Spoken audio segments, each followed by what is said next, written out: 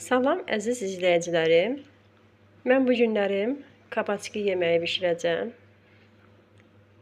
Türkiyədə buna kabak deyirlər, bizdə kabakçı deyirlər. İranda kadı deyirlər. İndi o yeməyi bu maraqlı dadlar səhifəsində necə bişirəcəm sizlərlə paylaşım. Mən burada 3 ədəd soğan götürmüşəm. Bunu halqa, yəni aypara şəklində doğramışam. Və bunu zeytun yağında ağzı örtülü soğanı biraz öldürəcəm. İstəyən kərə yağında bişirə bilər, istəyən qarğıdalı yağında bişirə bilər, kimə necə uyğundursa. İndi mən bunları çəkib sizə etap göstərəcəm. Məndə burada 3 ədəd kabaçki var. Burada da pomidoru doğramışam yeməyə əlavə eləmək üçün. Soğanımız da pişir. Ağzı örtülü vəziyyətdə. Çünki soğanlar biraz diri qalmamalıdır. Kabaçkini belə nazik doğrayarıq. Bax, bu üsulda. Nə qədər nazik olsa, o qədər yaxşı olur.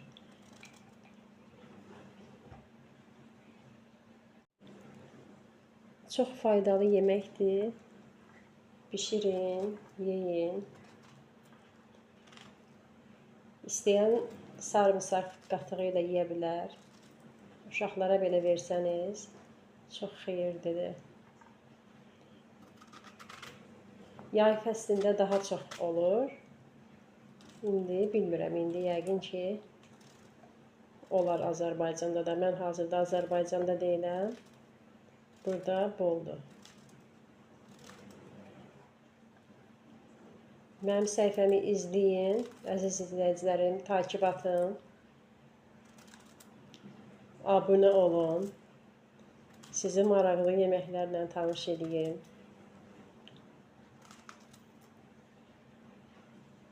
Təxminən bir qaşıq qədər tomat pastası əlavə edirik və qovururuq.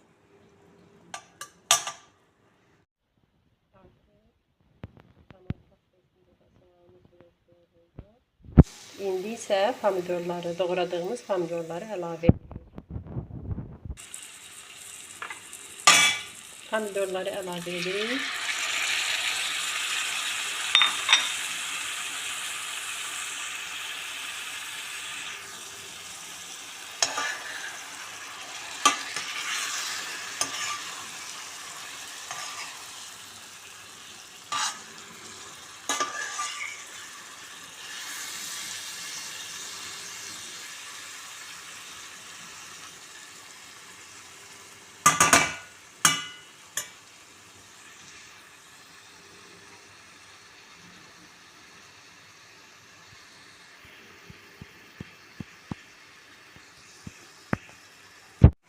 Və ağzının qapağını örtürük. 1-2 dəqiqə pomidorlar suyunu buraxsın. Ondan sonra kabaçkini əlavə edib bir yerdə bişirəcəyik.